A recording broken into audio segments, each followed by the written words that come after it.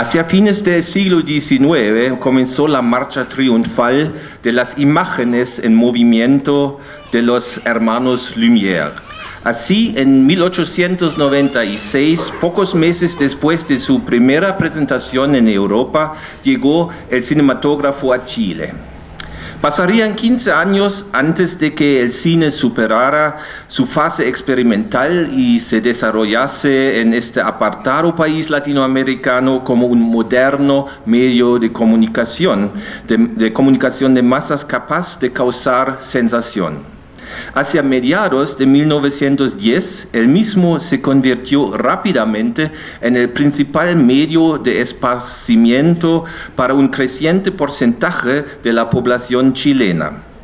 Clase social, género y nivel educacional eran irrelevantes tanto para acceder como para comprender el cine y su mensaje.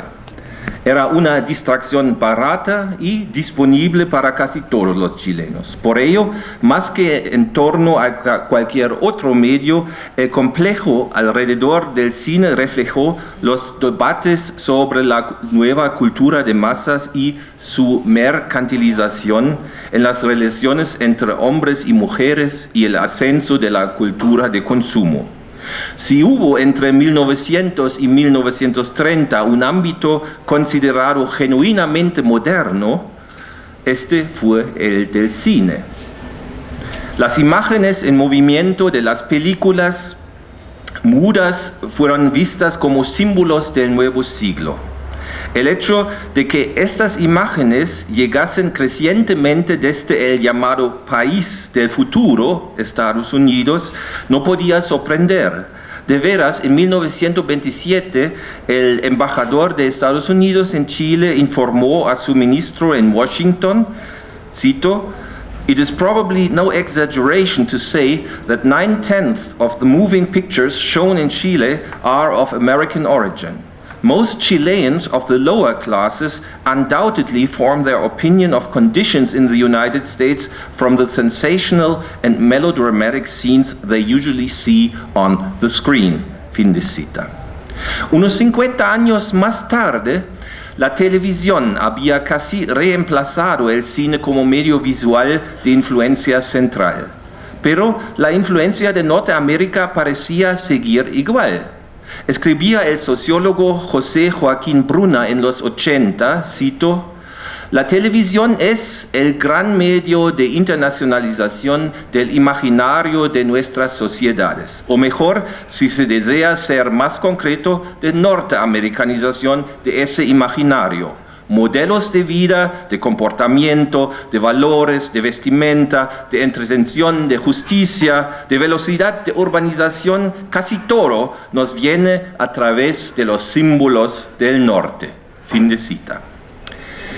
En ningún otro ámbito fue tan intenso el encuentro con la cultura de masas de sello norteamericano como en el del cine y en la televisión. Una cantidad creciente de imágenes provenientes de y sobre Estados Unidos fuese accesible en forma casi ininterrumpida prácticamente en todo el globo. En vista de los cambios en las costumbres y en los estilos de vida de los chilenos, en sus hábitos de consumo y valores, transformaciones atribuidas a la influencia ejercida por las imágenes, especialmente aquellas transmitidas por la televisión misma, los observadores críticos podían hablar fácilmente de una revolución visual. El cine y la televisión actuaban como una lupa que intensificaba los debates en torno a conceptos como comercialización, consumo, cultura de masas y modernización. Pero, ¿cómo fueron percibidos e interpretados los productos de Hollywood y la fábrica televisiva de sueños norteamericana? ¿Qué debates se tejieron en torno a ellos? ¿A qué conclusiones se llegaron en su relación con la realidad chilena? ¿Y cuál fue el rol que jugaron el cine y más tarde la tele dentro del proceso de la norteamericanización? Para encontrar respuestas a estas preguntas, primero voy a enfocarme al periodo desde 1915 y 1930, repitiendo un poco lo que algunos quizás han leído en mi libro, pero desde otro ángulo, digamos, enfocándome más en lo norteamericano que en la historia social del cine que hice en el otro libro. Segundo, voy a hablar sobre los años 70 y 80 para al final hacer un resumen comparativo de estos dos periodos claves de la historia chilena del siglo XX. Bueno, yo creo que tengo una... sí, aquí está. Punto 1, fascinación por Hollywood. Entre 1915 y 30 alcanzó Hollywood en Chile el estatus de sinónimo del cine. Fueron dos los factores que concurrieron para permitir el acelerado ascenso de la industria cinematográfica norteamericana. Por una parte, los mensajes de belleza, riqueza, lujo y despreocupación unidos al culto a las estrellas de Hollywood.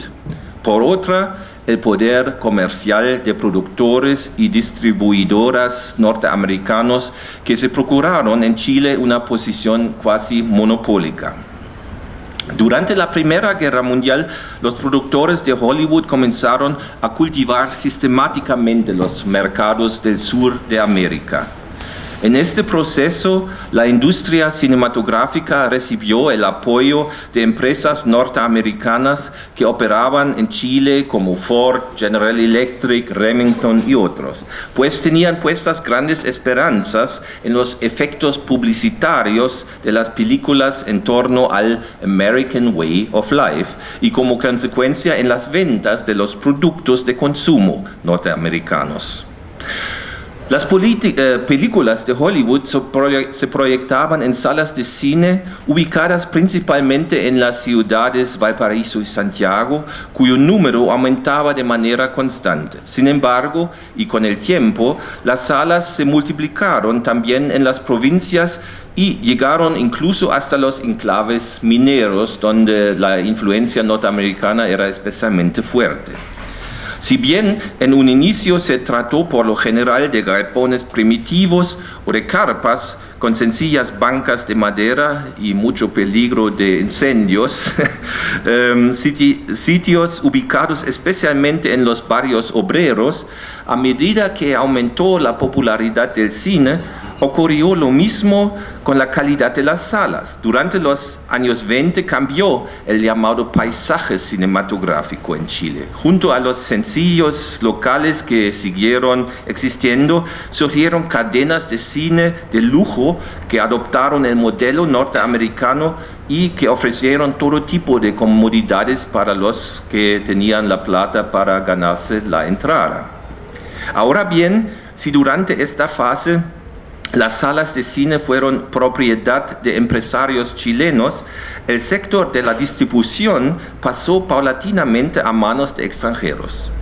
Además del argentino Max Glucksmann, un personaje muy emblemático, y necesitamos una biografía en algún momento de este personaje transnacional actuando entre los mundos y en distintos países latinoamericanos, haciéndose una fortuna, perdiéndola, después volviendo, así que realmente una vida fascinante.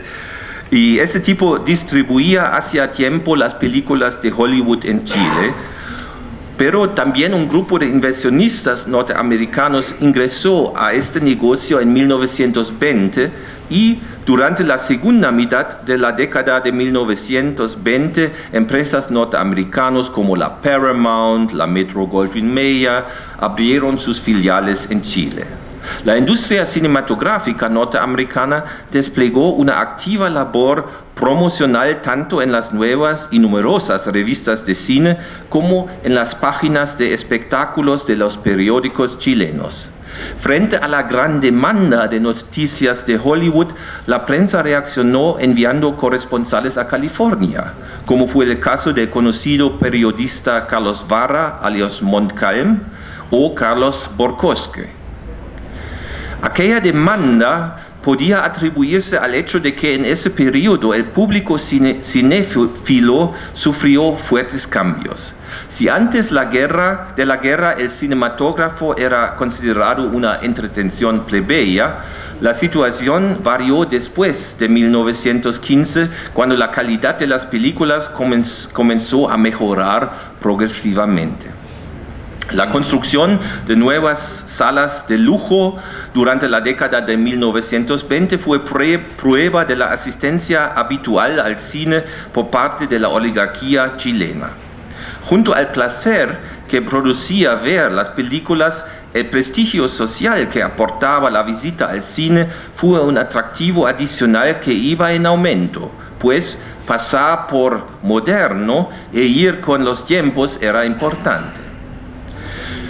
Cuando en 1926 el comentarista de las últimas noticias escribió que el cine no puede faltar mañana en ningún hogar, no solo acertó con una declaración notablemente visionaria, sino que condensó el proceso de la amplia propagación de los cines en Chile, tanto en términos sociales como regionales. Esto podía atribuirse a la fascinación que producía este nuevo medio, alimentada desde las fuentes mismas de Hollywood. Ya fueran mineros en Chuquicamata u oligarcas en Santiago, todos reían con Chaplin.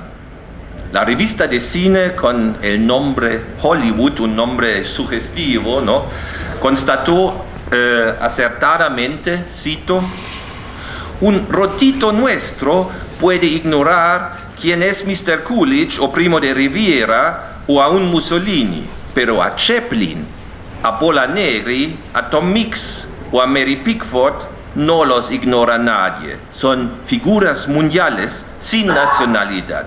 Su única patria es el cine. Fin de cita. Estas estrellas transnacionales dejaron en Chile y por supuesto en otros países también una profunda impresión.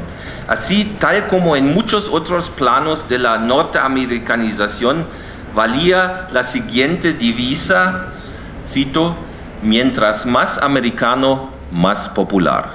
Y en este caso, americano es lo mismo que norteamericano, por supuesto. Esta preferencia por las estrellas hollywoodenses estaba basada sobre modelos de percepción estrechamente relacionados con el proceso de norteamericanización.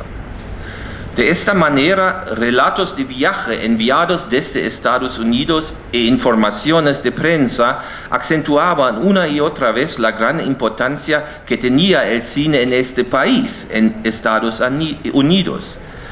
El factor más determinante, según estos informes en la prensa chilena de la época, fue el culto a las estrellas llevado al extremo en Estados Unidos. Esta estrategia comercial nueva incluso en ese país y estrechamente unida al ascenso del matrimonio de los actores Mary Pickford y Douglas Fairbanks se impuso también en Chile a partir de estos años. Comentaristas chilenos advirtieron que los productores norteamericanos construían a los astros mediante campañas de publicidad dirigidas a hacer aparecer la vida de los actores como glamorosa y al mismo tiempo enigmática. Dado que a través de las películas estas estrellas estaban disponibles universalmente, los conceptos tradicionales de popularidad y de notoriedad pública cambiaron de manera radical. La fama se basó desde entonces sobre el atractivo físico y su comercialización, y estos son fenómenos nuevos de la época que yo diría todavía siguen vigentes, ¿no?, en nuestros días. El culto a las estrellas generó en Chile, a través de películas y fotografías, nuevas modas. Hollywood se convirtió entonces en el precursor de un cambio en torno a los ideales de belleza, especialmente belleza femenina, influenciando como consecuencia los comportamientos femeninos y las nociones sobre roles en las relaciones entre géneros.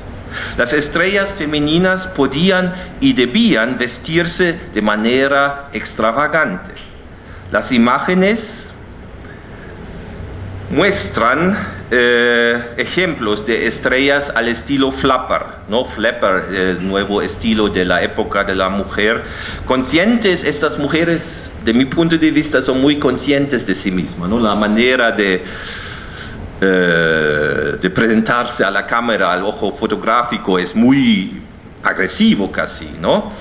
Y muestran ejemplos conscientes de sí mismas, provocativas y modernas, y otras además con una nudez, ¿nudez se dice? Sí, gracias.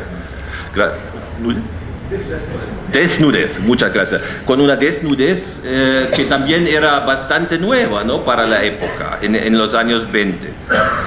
Así que la avalancha de este tipo de imágenes provenientes de Hollywood proporcionó nuevos modelos de feminidad, de moda y culta del cuerpo. Claro, estas nuevas formas de presentarse en el público eran poco frecuentes en el Chile de esa época y sobre todo en las publicaciones serias. Sin embargo, la progresiva frecuencia con que aparecían ilustraciones de este tipo, con comentarios provocativos como, cito, "viva la poca ropa", fin de cito, indica que el público lector chileno les había tomado cierto gusto, llegando incluso a exotizar el erotismo a través del prisma de las estrellas norteamericanas de Hollywood, ¿no? Les utilizaron, les adoptaron como símbolos de una nueva feminidad que mejor no se presenta con mujeres chilenas, pero con estas estrellas transnacionales sí se puede hacerlo sin problema. Es decir, que aquí hay un primer punto que para mí es muy importante: la adaptación y hibridización de estas imágenes, ¿no? Bueno, el culto norteamericano a los astros basado sobre una maquinaria comercial que controlaba tanto la producción como la distribución de las películas y que en forma sistemática se desarrolló en el mercado a través de campañas publicitarias, se enraizó en esta época profundamente en el mundo de las representaciones chileno. La posición cuasi monopólica de Hollywood era la expresión más clara del nivel de poder que había alcanzado la nueva industria cultural norteamericana en Chile. Esta industria construyó los fundamentos de la cultura de masas, hechizando a muchos, pero en especial a los jóvenes. El cine se convirtió así en uno de los principales tópicos que agitaron en ese periodo la discusión pública en Chile en torno a la cultura nacional. Pero ¿en qué se basaba el atractivo de Hollywood en el mercado chileno, más allá del culto de las estrellas?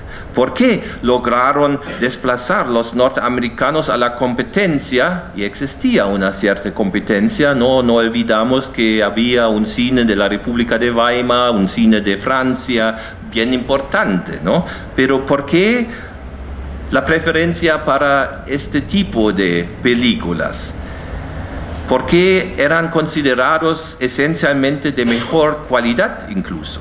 Estas preguntas mismas constituyeron la raíz de un acalorado debate en torno al valor estético del cine y a la importancia de Hollywood como agente del expansionismo norteamericano en este país. La industria cinematográfica norteamericana estaba inmejorablemente preparada para satisfacer los deseos de un público que por primera vez era un público más o menos global. Claro, no tan global como hoy con el Internet, pero tenemos aquí las raíces.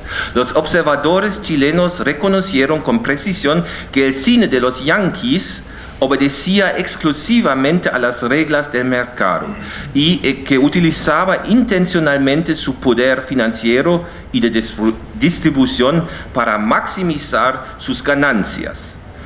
Las películas que entusiasmaban en esa época a los chilenos eran las mismas que se convertían en éxitos de taquilla en Estados Unidos. Las garantías principales para el éxito eran estrellas famosas y tramas llenas de tensión, explotando al máximo las posibilidades de causar efectos espectaculares y de emoción, ¿no? Gracias a la presencia de dichos elementos, el éxito en la convocatoria de público alcanzado en Chile por los westerns con William Duncan y Edith Johnson, los filmes históricos como Cleopatra o Ben-Hur, o las nuevas películas de dibujos animados como Mickey Mouse, superó las expectativas. Aquí tienen un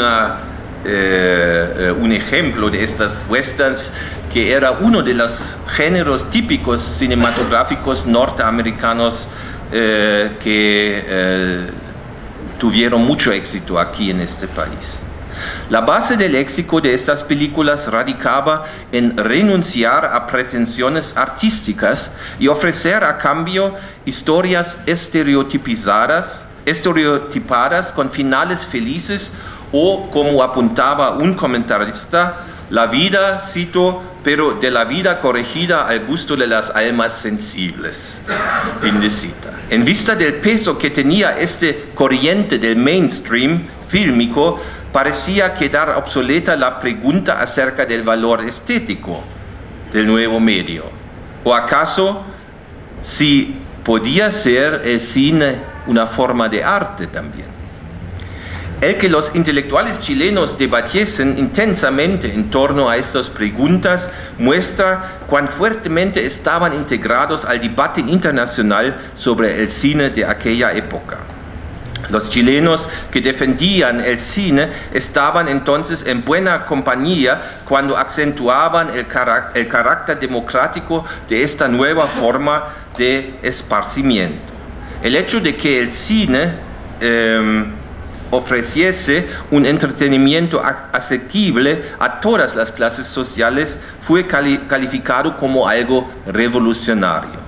Era pues un aporte que disminuía la tensión de la cuestión social.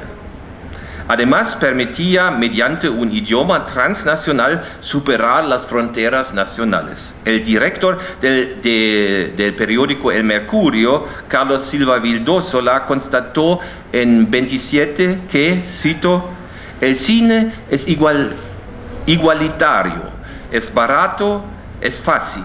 Es el arte de nuestro tiempo, es la propiedad del pueblo. Fin de cita. Entonces, el nuevo medio fue considerado por la mayoría de los seguidores del cine claramente como una forma de arte que representaba como ninguna otra el American Way of Life, y con ello también el espíritu de la época. En el mundo moderno, determinado por el utilitarismo capitalista, en último término, el arte también solo era posible como negocio. Y el cine era un negocio al gran estilo yankee. Convertida, se mantuvo la cuestión en torno a cuáles eran los criterios para valorar los filmes, qué era valioso, qué era kitsch. A los críticos culturales chilenos les resultó difícil desarrollar estándares de calidad en relación al nuevo medio. En un principio, aquellos que habitualmente escribían en la prensa, tales como el famoso Omar Emmett, reclamaron como dominio propio el comentario de las películas y evaluaron las producciones cinematográficas según las reglas que aplicaban a la literatura o al teatro. Los amantes del cine exigían reglas para que se tomase en consideración la independencia propia de la nueva estética del cine. La crítica cultural chilena, sin embargo, no estaba dispuesta a ceder a estas pretensiones. En general, le denegaba al cine valor cultural, pues consideraba que era una reproducción de la vida real, mecánica y mala.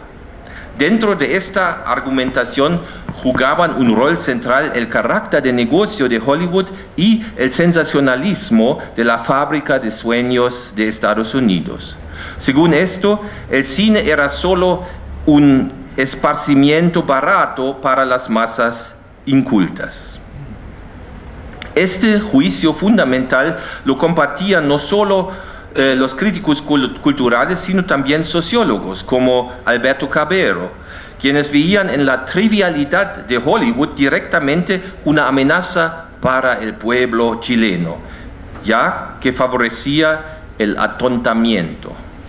Según Cabero, debido a diferencias raciales con los yanquis, los chilenos no podían entender el humor grotesco ni tampoco el puritanismo moralizante que se vislumbraba en muchas producciones hollywoodenses. Tanto los partidarios como los detractores del cine de Hollywood reconocían que las producciones yanquis influían universalmente con sus mensajes sobre el público. Para aquellos que acogían con satisfacción el estilo de vida norteamericano, el cine era otro actor más en la lucha contra las convenciones culturales tradicionales. Según este punto de vista, el cine podía aportar, por ejemplo, a derribar prejuicios contra Estados Unidos, ya que mostraba personas normales en situaciones de vida comprensibles en la lejana Yanquilandia. Esta visión optimista, sin embargo, siguió siendo una excepción. Los críticos culturales se mostraban mayoritariamente preocupados por la vasta influencia que ejercía el cine de Hollywood en Chile. Especialmente graves les parecían los mensajes consumistas del cine, pues creaban aspiraciones difíciles de satisfacer. Más allá de eso, muchos críticos creían reconocer en el cine de Hollywood un arma muy peligrosa del capital norteamericano en la lucha por conquistar los mercados mundiales. Cito: "Estamos yanquinizados", fin de cito, exclamó asustado un comentarista de El Mercurio en 29. Gracias al cine, los yanquis podrían imponer aparentemente sin resistencia su plan de dominio mundial, pues el orbe miraba alucinado a la pantalla cinematográfica. Voy a citar, tengo una cita un poco más larga ahora porque creo que esa cita expresa muy bien el zeitgeist, ¿no? El sentido de la época. Cito: "Los yanquis están norteamericanizando el mundo gracias al cinematógrafo. No son la literatura y el arte, no son la ciencia ni la sociabilidad de los Estados Unidos los encargados de transportar al resto del mundo el estilo de la vida norteamericana. Por esta vez, caso bastante raro en la historia, el espíritu o el ademán de un país ha escogido como vehículo una cosa tan modesta o secundaria como parece ser el cine. Y como ayuda de fuerza, el cine ha aceptado la colaboración de la música y el baile del jazz. Otras veces en la historia, el estilo de la vida de un pueblo se imponía a las gentes por intermedio de una cultura elevada, de unas costumbres refinadas o por el prestigio de las armas triunfantes. Los Estados Unidos pueden vanagloriarse de esa originalidad con que imponen su estilo nada más que exportando películas y orquestas de negros". Fin de cita. En muchos aspectos, la estructura del debate chileno en torno al cine se asemejaba a discusiones de la misma especie en otros países durante el periodo de entreguerras. El efecto avasallador de Hollywood no fue un fenómeno circunscrito a las fronteras nacionales. Gracias al intercambio informativo internacional, los críticos chilenos conocían perfectamente los argumentos de sus correligionarios en Alemania, Francia o Inglaterra. Incluso las élites culturales en la antigua Europa estaban preocupadas ante la masiva presencia de películas yanquis. Desde esta perspectiva, la situación de Chile parecía aún más precaria. Frente a la pregunta relativa a qué explicaba en definitiva el éxito de los norteamericanos, ni los críticos europeos ni tampoco los chilenos podían encontrar respuestas satisfactorias. pues no estaban dispuestos a ocuparse seriamente de los deseos y necesidades del pueblo promedio que asistía al cine. Además, lo que los críticos pasaban por alto, pero que los amantes del cine no se cansaban de acentuar, era el hecho de que en ningún caso el cine solo tenía impactos negativos sobre el público, sino que también actuaba de modo culturalmente fecundo. Esto se manifestó sobre todo en el surgimiento de una producción cinematográfica chilena, de la que no puedo decir mucho más hoy por razones del tiempo, pero quizás en la discusión podemos charlar un poco sobre eso. Entonces, para resumir un poco esta primera parte de mi charla, se puede decir que la sociedad chilena experimentó durante la etapa del cine mudo un profundo cambio radical. Los mundos imaginarios de Hollywood fueron uno de los elementos, si no incluso centrales, de los encuentros con el yanqui. El cine creó para los chilenos de todas las provincias del país y de todas las clases sociales un acceso fácil y duradero para entrar en un contacto simbólico con el gran vecino del norte, y eso por primera vez en la historia. El culto a las estrellas incorporó nuevos parámetros en los hábitos de consumo y al mismo tiempo presentó al público chileno imágenes que, desde el punto de vista de muchos críticos, eran moralmente inaceptables, pero que a pesar de todo no dejaban de influir sobre los espectadores. En relación a estas influencias se modificaron hábitos frente a la desnudez y al erotismo, así como también frente a los roles tradicionales entre los géneros. Al igual que en los debates sostenidos en torno a otras expresiones de la cultura de masas norteamericana, los prejuicios existentes respecto del cine yanqui fueron con frecuencia diametralmente opuestos.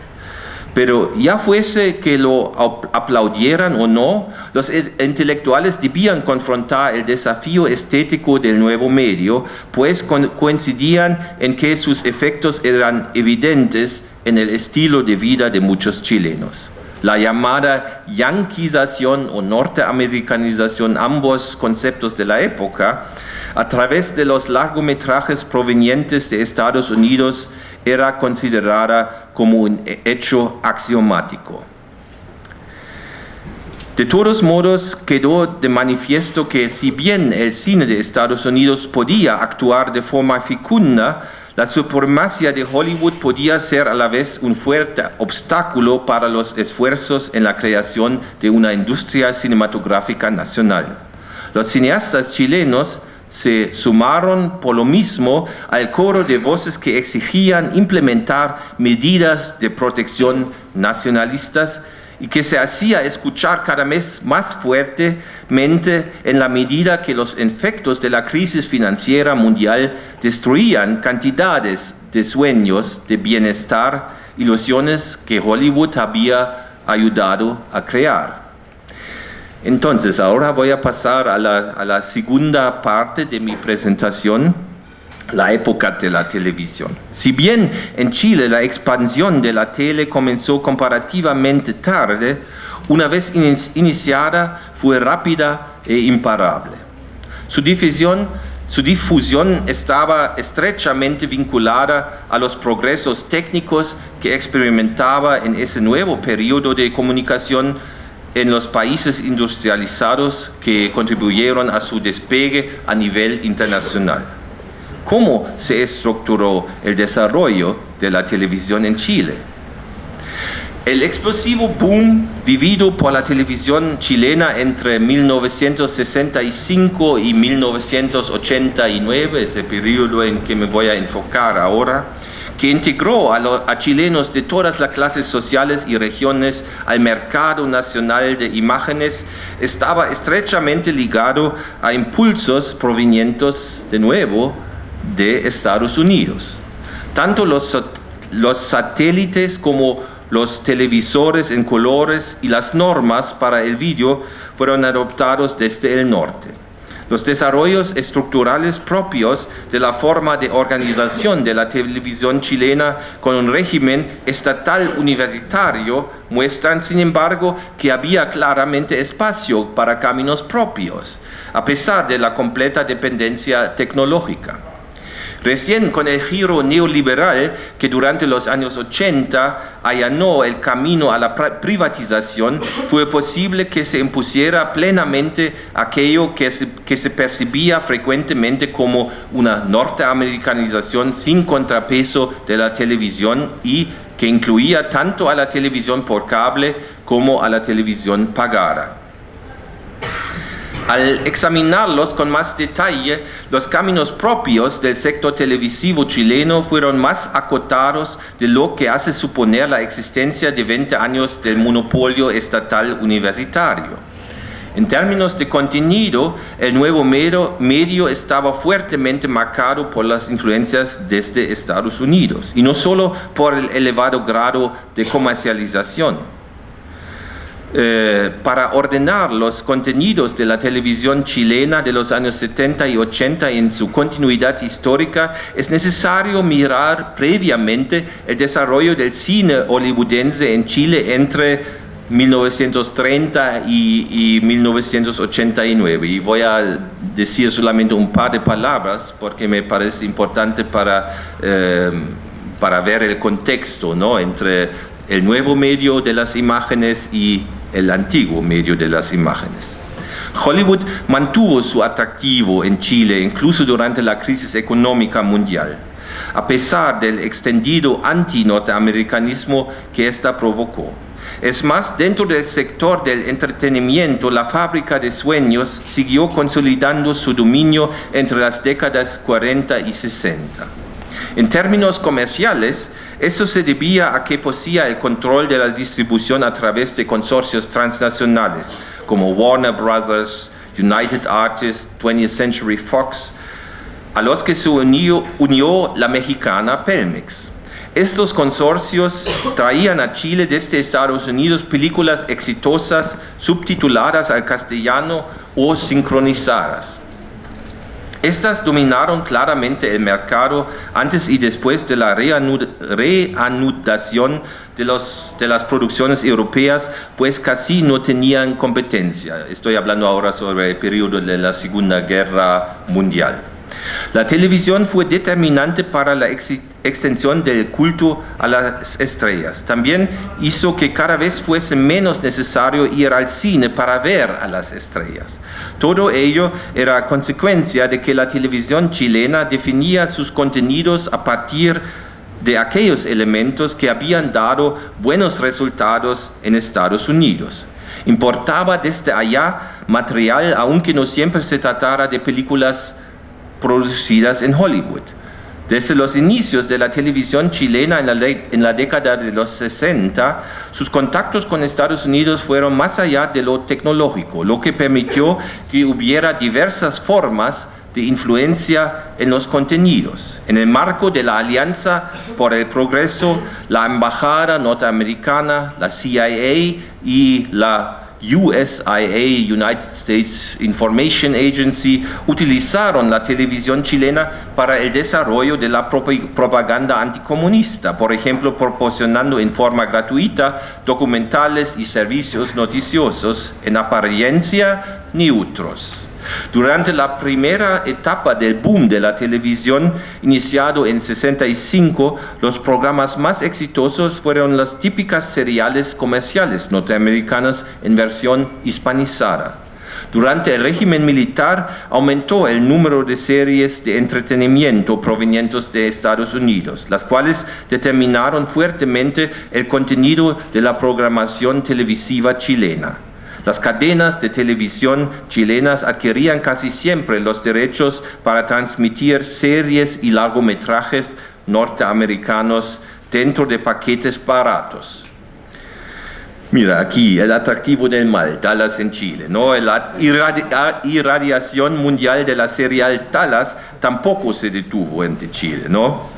Y este comentario irónico del aviso comercial de TVN jugaba con el aura de intrigas y infamia que fundaban el éxito mundial de la serial y que influyeron a toda una generación, yo incluido, ¿no? Estamos todos imitando al modelo de JR. Estudiosos de los medios calcularon que la presencia de programas provenientes de Estados Unidos alcanzó en 76 un pic con el 84% del total de las transmisiones de la televisión chilena, 84% de la televisión. En las áreas de seriales y largometrajes dominaban a tal punto que representaban el 100%, en un año, ¿no?, de 76. En opinión de los partidarios neoliberales del régimen de Pinochet, estos desarrollos debían hacerse sin reservas, pues consideraban que este nuevo medio era muy valioso para las políticas sociales y familiares nuevas. Para ellos, el nivel de encendido era un índice infalible de calidad y signo del interés de una determinada producción, además de ser garantía de éxito económico. Asimismo, la publicidad televisiva fue celebrada como muestra de una sociedad libre que disponía de múltiples ofertas de bienes de consumo. Críticos culturales y de televisión como Yolanda Montesinos subrayaban que la televisión chilena había alcanzado nivel mundial gracias a la amplia oferta de programas extranjeros. Quienes viajaban por negocios al extranjero podían comprobar en los hoteles de Nueva York, París o de Hong Kong que los programas de televisión en otros países no ofrecían más que los chilenos, eran todo igual. Y eso era bueno. Estas apreciaciones fueron rechazadas por algunos, por supuesto. De hecho, la televisión chilena tuvo críticos desde un comienzo. El principal reproche era el de su desnacionalización, juicio reafirmado por un estudio de la UNESCO sobre el consumo televisivo en América Latina a principios de la década de los 80, según el cual la televisión chilena no era más que un, cito, reciclador de programas extrarregionales de proveniencia norteamericana, fin de cita. Un comentarista del diario El Sur declaró con frustración en 75 que, cito, Martí, Darío, Bolívar, Miranda, Bello y los demás existen, aunque Woody Allen no los recuerde a la hora de filmar una película, fin de cita. A medida que aumentaba en los años 70 el grado de influencia transnacional sobre la industria cultural chilena, mayores eran las lamentaciones por la pérdida de impronta nacional, es decir, de chilenización dentro de la televisión, proceso afianzado, entre otras cosas, mediante la utilización de términos técnicos como rating, escrito con I, o zapping, no, o zapping.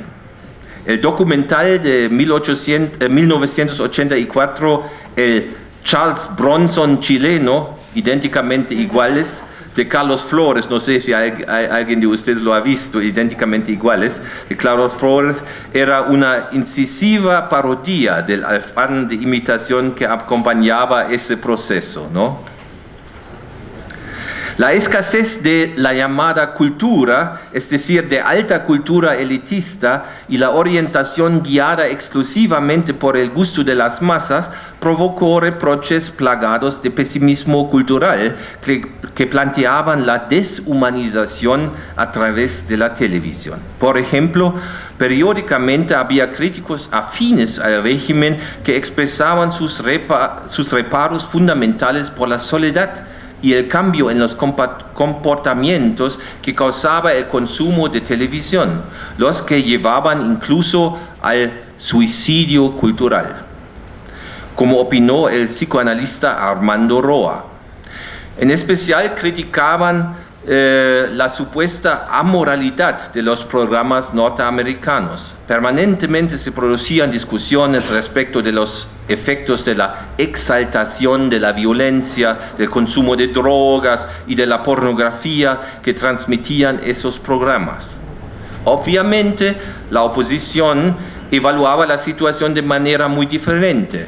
Si bien compartía en principio los planteamientos de los críticos conservadores de televisión, tales como las quejas contra la desnacionalización, la escasez de cultura y la amoralidad, unía estos aspectos a su crítica fundamental al régimen. Había sido justamente este el que había permitido que surgiera esta televisión, ¿no? Ese era el argumento de la oposición. Ya durante los años 60, la izquierda había estigmatizado a la televisión como el medio más peligroso para la penetración de la sociedad de masas norteamericana, pues, a diferencia del cine, trasladaba los mensajes de consumo directamente a la esfera privada de las personas. En el contexto de la crítica al imperialismo cultural de principios de la década de los 70, criticaba el poder de la televisión sobre todo porque producía una llamada falsa conciencia, supuestamente controlada por capitalistas extranjeros y por la burguesía nacional. Caricaturas como la de Herbie del año 71 muestran la presencia del concepto de la fuerza corruptora de las seriales de televisión comerciales provenientes de Estados Unidos. Aquí se ve como el atractivo de la serie norteamericana Ironside está produciendo un caos en el tráfico chileno. Tras el golpe militar, los críticos del régimen consideraron que la televisión era un instrumento perfecto para la dictadura que propagaba los mensajes de consumo de la cultura de masas en forma pura. Los ataques generales en contra de la cultura de masas de consumo se concentraban en la crítica en contra de la televisión leal al régimen. La promesa de consumo ilimitado que hizo Pinochet a principios de los años 80, según la cual cada chileno debería poseer muy luego un televisor en colores, fue percibida por la oposición como una amenaza en dos sentidos. Estudios sociales mostraban que, por una parte, ese nuevo medio debilitaba la capacidad crítica de los telespectadores y, por otra, el creciente consumo de televisión hacía más difícil movilizarlos políticamente. La banalización de la televisión bajo Pinochet la amplificaron en la reducción de la programación cultural a transmisiones en vivo del Festival de Viña del Mar y de las celebraciones de fiestas patrias. Según esta crítica, los efectos de esta banalización podían leerse en la postura apolítica de gran parte de los niños y jóvenes, principalmente de clase media, quienes emulaban ciegamente los fenómenos de moda y los ideales comerciales presentados en las películas norteamericanas. A decir verdad, en la medida que la censura no lo impedía, la oposición también utilizó el mundo transnacionalizado de imágenes presente en las películas y en la televisión norteamericanas para expresar su propia crítica. Cuando El Gato, dibujante de la revista opositora Cauce, presentó en una caricatura aparecida en 1985 a Pinochet como el héroe de acción norteamericano Rambo, estaba instrumentalizando un simbolismo universalmente comprensible que provenía, por cierto, del cine norteamericano. Para los críticos culturales opositores era un típico producto atontador de la cultura de masas norteamericana que podía servir además como ejemplo realista y como alegoría de la brutalidad del dictador chileno, pues hacía abiertamente gala de la disposición a utilizar la violencia en contra de una amenaza comunista ficticia. La preocupación por la influencia norteamericana en el cine y la televisión no se restringió al ámbito teórico. Tal como había sucedido durante la etapa temprana del cine, las películas provenientes de Estados Unidos pusieron en movimiento numerosos desarrollos dentro de la producción chilena, nutriéndoles en un diálogo constante. Voy a pasar a una parte que me gustaría mencionar porque me parece muy fantástico. Y es la parte sobre el programa que seguramente todos conocen, ¿no? Los Sábados Gigantes. ¿Hay alguien aquí en la sala que no lo conoce? Bueno, estoy feliz porque no tengo que explicarlo, entonces. Sábados Gigantes. Sábados Gigantes. El programa en vivo que durante los años 70 y 80 tuvo los mayores niveles de audiencia, los que en ocasiones alcanzaron al 89%. Su presentador, Mario Kreuzberger, Don Francisco, se había entusiasmado e inspirado en Estados Unidos, en los programas de concurso. En varios viajes a ese país estudió meticulosamente, como nos cuenta en su autobiografía, sus contenidos y técnicas. Así elaboró Sábados Gigantes según el modelo del presentador norteamericano Tony Kirsten, fiel al show de variedades norteamericano que unía glamour, entrevistas, números musicales o de comedia y concursos con algunos elementos informativos supuestamente serios, orientados a los efectos melodramáticos. Bueno, pero lo determinante era el culto a la personalidad de Don Francisco, quien, según una encuesta de Gallup de 1987, era el hombre más conocido en Chile, y Gallup decía junto a Pinochet, pero yo creo que incluso más que el maestro, ¿no?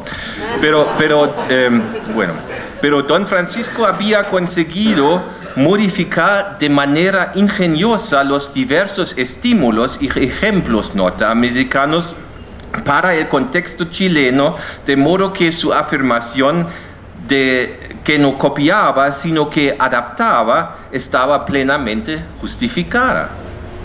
El show de Sábados Gigantes, que podía durar incluso más de 6 horas, ofrecía igualmente entretención para adultos y para niños.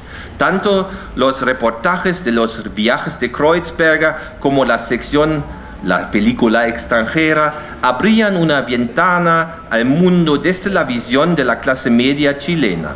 A través de conversaciones en vivo con chilenos de todas las clases sociales que participaban de los concursos, como también de reportajes sobre las más diversas partes del país, Don Francisco le daba una nota típicamente chilena a su show.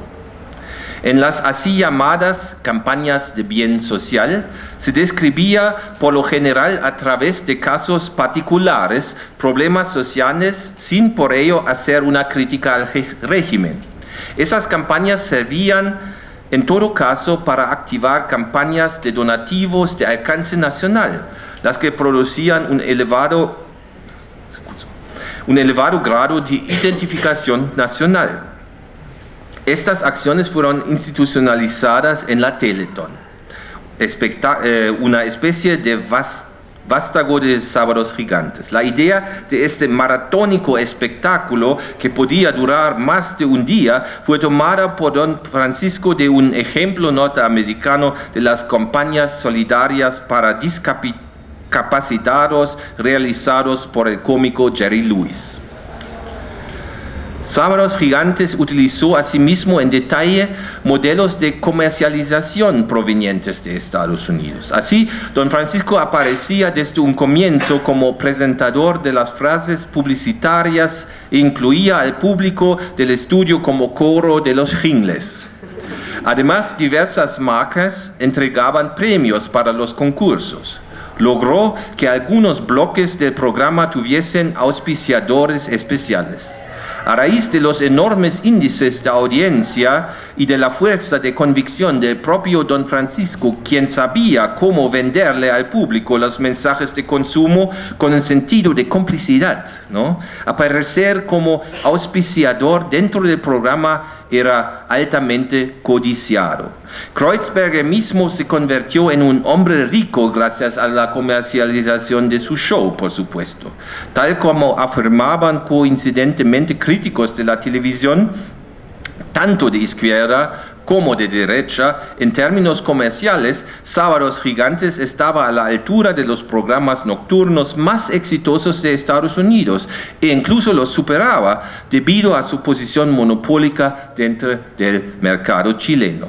A decir verdad, Sábados Gigantes era un producto tan norteamericanizado que hacia fines de los años 80 pareció adecuado para el creciente mercado latino de Estados Unidos.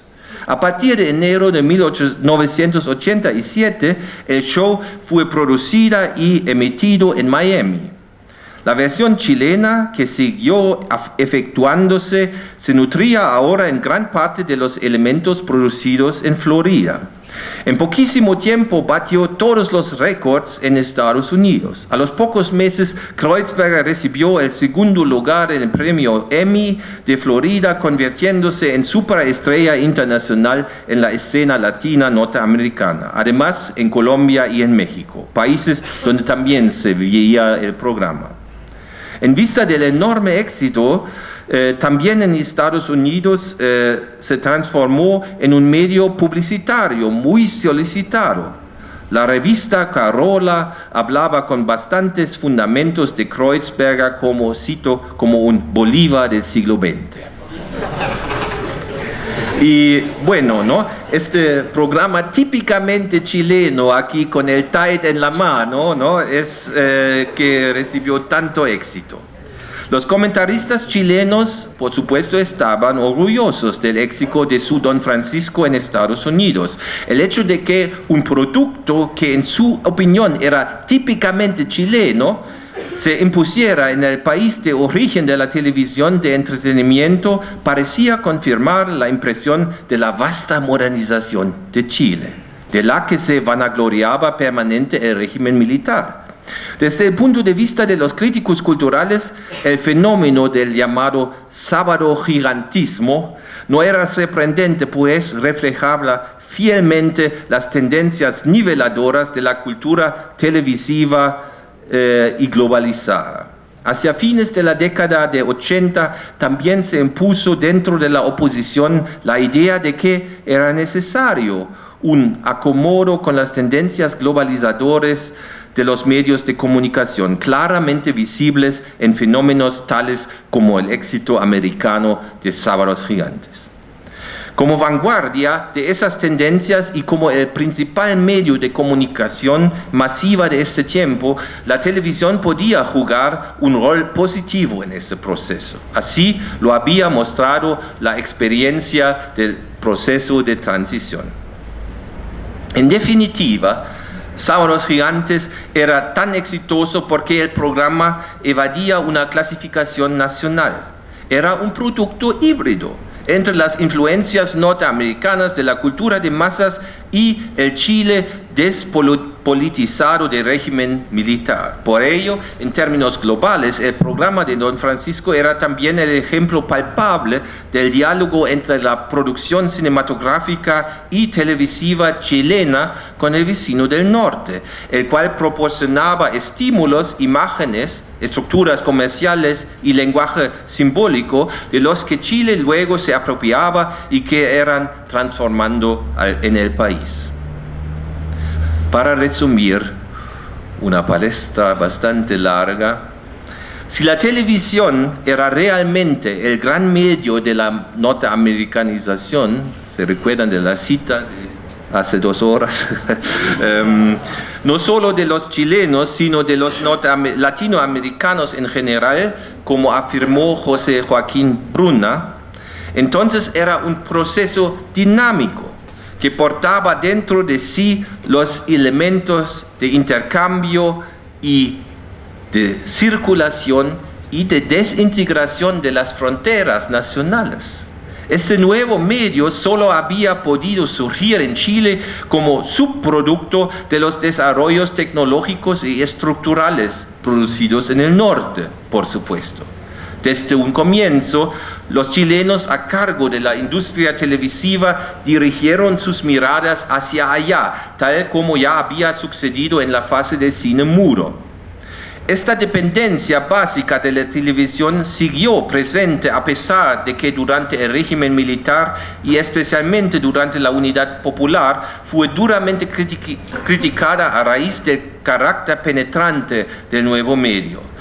La televisión es un ejemplo de cómo fracasaron los intentos por construir culturas auténticamente nacionales como contramodelos ante el poder de la cultura de masas. No existe una cultura auténtica, no existe una cultura auténticamente nacional chilena ni estadounidense. Culturas siempre son procesos dinámicos de intercambio y circulación de lenguajes de símbolo, aunque los críticos de la época no querían creerlo. El golpe militar no fue la única causa de este fracaso. Sin embargo, favoreció la creación de una sociedad de consumo globalizante, estrechamente relacionada con el auge de la televisión. En las pantallas de los televisores chilenos se reflejaba el cambio sociocultural, el que iba acompañado de la modernización del país, por lo bueno y por lo malo. Y estas pantallas reflejaban no uno, sino muchos American Ways of Life. Muchas gracias.